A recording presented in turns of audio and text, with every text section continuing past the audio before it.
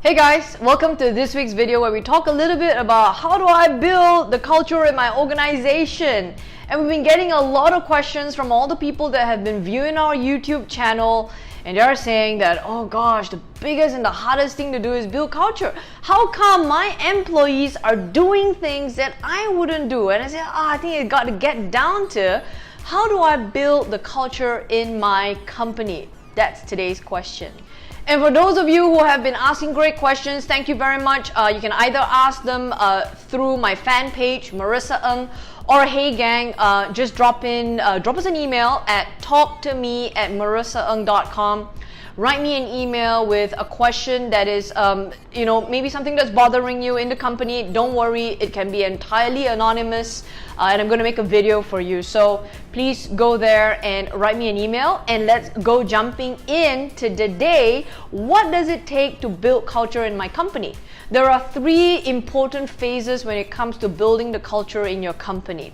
Number one, you've got to be intentional about building the culture. Now, it does not matter whether you have young people and old people and multi-races in your company, but you've got to be intentional with building the culture. Now, what I mean is, if you're not intentional about building the culture in your company, you're not intentional about listing it down and informing people that that's the important thing in the company, a lot of people are going to bring in, and you see, people in your company, they come from all walks of life. Yeah, they come from 20 years of experience working in corporate, and some of them bring in their fresh graduate experience that they got from university, from college, and they're going to bring a ton of that very different culture, some positive and some negative, or some that are positive maybe where they work but it's not aligned with you, and they bring that and they mash it into your organization.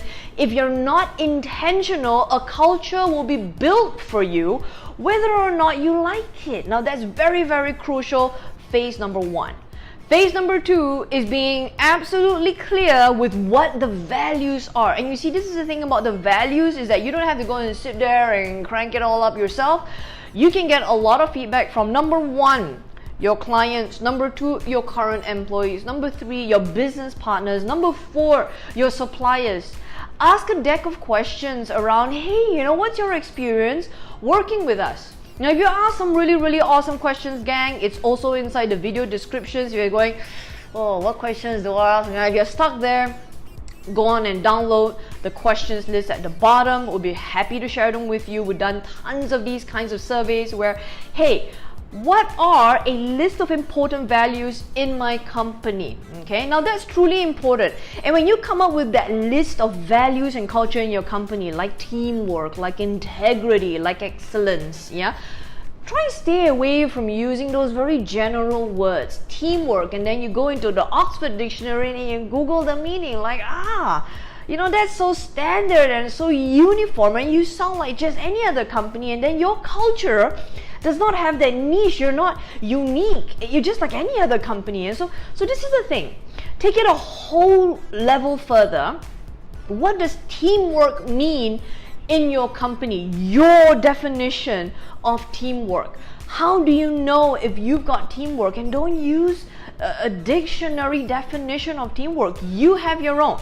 What is the meaning of integrity? What is the meaning of excellence? How do you see that? And you want to define some of that in your own words. And I can share this with you. That's where a lot of employer branding comes from, is that you define your unique culture so that you don't come off just like everybody else. Number three, and okay, gosh, I gotta tell you, number one and number two, we're just getting started. But number three, now that you've got the list of values in place, you want to immerse your team into it. You want to immerse them into it. Go like chonk, chonk, chonk. You want to immerse them into it by saying how. You've got to get them to tell you in their own words, what is the meaning of teamwork? What is the meaning of integrity? What is the meaning of working on the business? What is the meaning of leadership?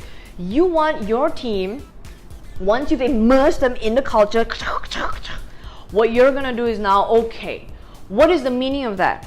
How do you think you displayed teamwork? How do you think you displayed leadership? How do you think you displayed abundance in your work in the last 1 year? Could you review that? Could you reflect on it?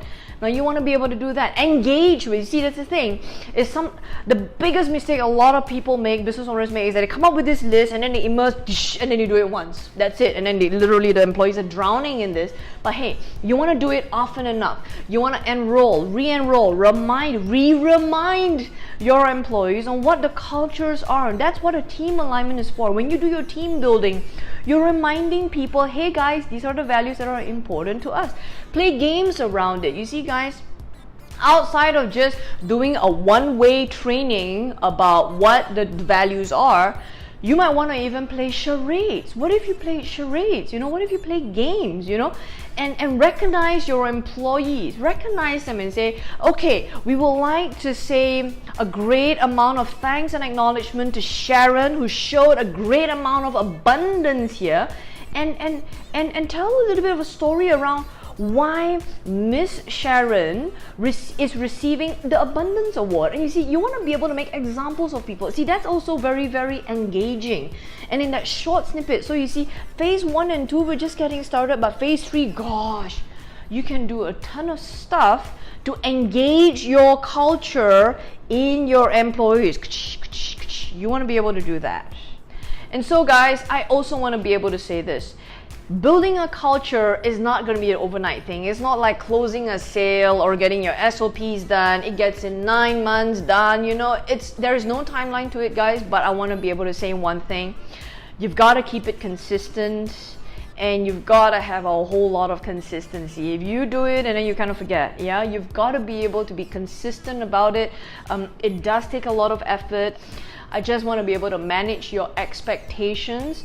But if you keep doing it, you have a very healthy culture and people are happy to come to work. They're productive, they're achieving a whole lot, and they have great people to work with. So organizing your culture is truly important as you build a great business that leads to your great life. Because being in business is about having more life. Take care, and I'll see you next week.